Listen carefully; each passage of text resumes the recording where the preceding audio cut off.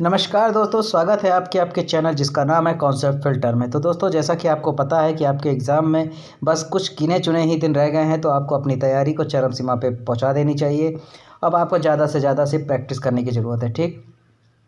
और उसी को कड़ी को हम आगे बढ़ाते हुए आज आपके लिए साइंस का एक और टॉपिक लेकर आए हैं, जो कि इसी वीडियो में आपका कवर हो जाएगा। इससे बाहर आपका एक भी क्वेश्चन नहीं जाने वाला है। उम्मीद करते हैं आप इस टॉपिक को बहुत अच्छे से, जैसे पिछला वीडियो आपने देखा बहुत अच्छे तरीके से, उम्मीद करते हैं आपको समझ में आ गया होगा। इस वीडियो को भी आप इसे देखिए और आप गारंटी देता हूँ कि ना इससे बाहर एक क्वेश्चन जाना है आपका, ना तो आपका एक क्वेश्चन इससे ना समझ पाएंगे आप, ठीक है। बिल्कुल बेसिक से समझाया है, ना समझने वाली कोई बात ही नहीं है। आपको एक एक चीज़ मैं समझा दूंगा। तो जैसा कि आपको पता है कि आधुनिक आवर्त सारणी में आपका एक टॉप 4 सेमेस्टर के सिलेबस में आवर्त सारणी है। चलिए उसके बारे में हम देख लेते हैं क्या कहता है ये। यह एक ऐसी सारणी है जिसमें तत्वों को उनके परमाणु संख्या, ठीक ना, याद रखिएगा, परमाणु संख्या के आधार पर व्यवस्थित किया जाता है। किसके आधार पे? परमाणु संख्या के आधार पे हमेशा वो जो है आधुनिक आवर्त सारणी है उसको रखा गया, ठीक ना। परमाणु भार नहीं, परमाणु संख्या की है, ठीक है। दो चीज़ होती है, परमाणु क्रमांक और परमाणु संख्या। तो किसके आधार पर रखा गया है? परमाणु संख्या के आधार पर, ठीक। आधुनिक आवर्त सारणी का नियम यह है कि किसी तत्व की विशेषताएं उसके परमाणु संख्या की आवर्ती फलन होती है, ठीक। अब देखिए इसका क्या पहला टॉपिक, आधुनिक आवर्त सारणी का नियम यह है कि किसी तत्व की विशेषताएं उसके परमाणु संख्या की आवर्ती फलन होती है। इसी नियम को आधार मानकर यह आवर्त सारणी तैयार किया गया है, ठीक ना। अब आपके मन में आता होगा, चलो इसको छोड़ दो, आप ये देख लो। अब ये आपको ये याद रखना है बस, हेनरी मोसले को आवर्त सारणी का जनक कहा जाता है। आपको पूछा जा सकता है एग्जाम में कि आवर्त सारणी की खोज किसने की, तो आप बोल सकते हैं कि हेनरी मोसले ने की थी, ठीक। नेक्स्ट है, आवर्त सारणी के नियम के अनुसार पाया गया कि यदि तत्वों के परमाणु संख्या के बढ़ते हुए क्रम में एक व्यवस्थित तरीके से सारणी व्यवस्थित किया जाए तो एक निश्चित अंतराल के बाद पिछले तत्व के गुणों को प्रदर्शित करने वाले तत्व आता है। यही बात तत्वों के इलेक्ट्रॉनिक विन्यास पे भी लागू होती है। इलेक्ट्रॉनिक विन्यास में समानता होने के कारण रासायनिक गुण भी लगभग समान हो जाते हैं, ठीक। अब देखिए, आपको थोड़ी सी डिफिनेशन अगर टफ लग रही होगी तो आप इसके विशेषताओं को पढ़ लीजिए, आपको आवर्त सारणी समझ में आ जाएगी, ठीक। हाँ, डिफिनेशन थोड़ी सी टफ है, अपर लेवल की है, तो इग्नोर कर दीजिए। बस आपको दो चीज़ याद रखनी कि इसकी खोज किसने की, तो हेनरी मोसले ने की थी, ठीक। आवर्त सारणी को किस क्रम में रखते हैं? परमाणु संख्या के आधार पर रखते हैं। चलिए, सॉरी कहाँ चला गया यार, ये आवर्त सारणी की आप विशेषताएं पढ़ लेते हैं, ठीक ना, जो कि आपके लिए बहुत इंपॉर्टेंट है। आधुनिक आवर्त सारणी को समझना आसान काम है, क्योंकि आधुनिक आवर्त सारणी तत्वों को समूह और आवर्त में व्यवस्थित किया गया है। आवर्त सारणी में क्या होता है? समूह है और आवर्त है, ठीक। सर्वप्रथम इस पीरियोडिक टेबल का, आवर्त सारणी को क्या कहते हैं? पीरियोडिक टेबल ही तो कहते हैं इंग्लिश में ना। का गुण यह है कि आधुनिक आवर्त सारणी परमाणु संख्या के बढ़ते क्रम के आधार पर बनाया गया। मोस्ट इंपॉर्टेंट पॉइंट है, इसको आप लिख लीजिए, नोट डाउन कर लीजिए कि आधुनिक आवर्त सारणी कैसे बनाई जाएगी? परमाणु संख्या के बढ़ते हुए क्रम के आधार पर बनाया गया है, ठीक ना, हमेशा बढ़ते हुए क्रम पर बनाया गया है। परमाणु संख्या तत्वों का मौलिक गुण होता है। अब देखिए, तत्वों का मौलिक गुण क्या होता है? परमाणु संख्या होता है। परमाणु संख्या के आधार पर ही तत्वों का इलेक्ट्रॉनिक विन्यास निश्चित किया जाता है। तो आपसे दो चीज़ आपको यहाँ से समझ में आ गया ना, कि जो पीरियोडिक टेबल है उसे परमाणु संख्या के बढ़ते क्रम पे रखते हैं। परमाणु संख्या तत्वों का मौलिक गुण होता है, ठीक ना। चलिए, चौथा, किसी तत्व में परमाणु संख्या उस परमाणु के नाभिक में उपस्थित प्रोटॉन की संख्या के बराबर होता है। मोस्ट इंपॉर्टेंट टॉपिक है, आपके एग्जाम में 1 नंबर का या तो अति लघु में पूछा जा सकता है, ठीक। किसी तत्व में परमाणु जो संख्या है वो परमाणु के नाभिक में उपस्थित प्रोटॉन की संख्या के बराबर, मतलब परमाणु अगर हम इसको संख्या मान लें तो बराबर उस जो नाभिक है उसका जो प्रोटॉन है, ठीक, प्रोटॉन, इसको पी माने प्रोटॉन, तो क्या होता है? परमाणु संख्या बराबर प्रोटॉन बराबर होता है। मॉडर्न आवर्त सारणी में तत्वों को 4 ब्लॉक में विभाजित किया गया। 4 ब्लॉक में विभाजित किया गया है। 4 ब्लॉक इस प्रकार से है, S P D F, SPDF block में नाम दिया गया है इसको, ठीक। आवर्त सारणी को आपको पूछा जा सकता है कि कितने आवर्तों में बांटा गया या कितने ब्लॉक में बांटा गया, तो आप बोल दोगे 4 ब्लॉक में बांटा गया, SDF। इस आवर्त सारणी को दीर्घाकार आवर्त सारणी भी कहा जाता है। अब मैं आपको बता दें कि आवर्त सारणी में देखिए, अब यहाँ पे इंपॉर्टेंट बात है, इतना याद रखिए, 4 ब्लॉक में बांटा गया, उस सबको छोड़ दीजिए। ये देखिए छठा पॉइंट, ठीक ना। आधुनिक आवर्त सारणी में 18 ग्रुप हैं तथा 7 वर्ग हैं। ठीक ना।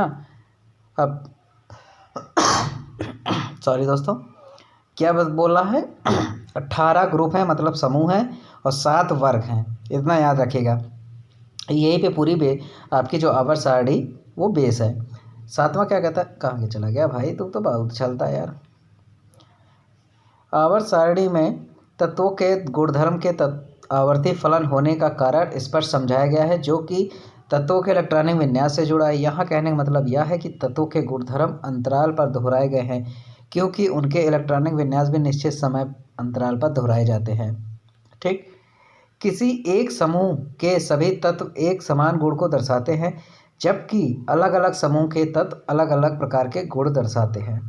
ऐसा इसलिए है क्योंकि एक समान इलेक्ट्रॉनिक विन्यास वाले तत्व को एक ही समूह के अंदर रखा गया है, जिसमें कि समान गुण को दर्शाते हैं। आधुनिक आवर्त सारणी में तत्वों को अच्छे तरीके से रखा गया है, क्योंकि इनमें भी कोई दोष देखने को नहीं मिलती है। आवर्त सारणी की सहायता से तत्वों के वर्गीकरण और उनके गुणों एवं विशेषताओं जानने में सहायता मिलती है।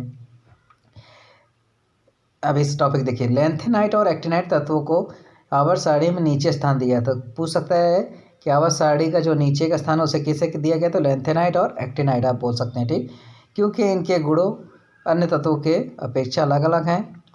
ठीक, आधुनिक आवर्त सारणी की सहायता से रसायन विज्ञान में तत्वों का अध्ययन आसान हो गया है, इन्हें याद रखना भी काफ़ी आसान प्रतीत होता है। आवर्त सारणी में बने हुए वर्गों में तत्वों को रखा गया है, प्रत्येक वर्ग कुछ विशेष गुण को दर्शाता है। ये सब आप पढ़ सकते हैं, और उम्मीद करते हैं आपको वीडियो अच्छी लग रही हो तो लाइक कर दीजिएगा, और अगर आपको थोड़ा सा टफ लग रहा होगा तो वीडियो को पॉज करके आराम से एक नोट डाउन कर लीजिएगा और उसको रट लीजिएगा, क्योंकि ये आवर्त सारणी आपके साइंस का एक टॉपिक है। हो सकता है आपको लघु में दे दे या तो फिर अति लघु में दे दे कि इसकी विशेषताएं बताइए, तो आपको यही विशेषताएं लिखनी पड़ेंगी। ठीक ना। यदि आपको आवर्त सारणी में कैसे तत्व की स्थिति ज्ञात है तो आप उसके द्वारा बनाए जाने वाले यौगिक की कल्पना कर सकते हैं। ठीक, अब यहाँ पे हमारा आवर्त सारणी खत्म हो गया। अब एक टॉपिक है विद्युत ऋणात्मकता।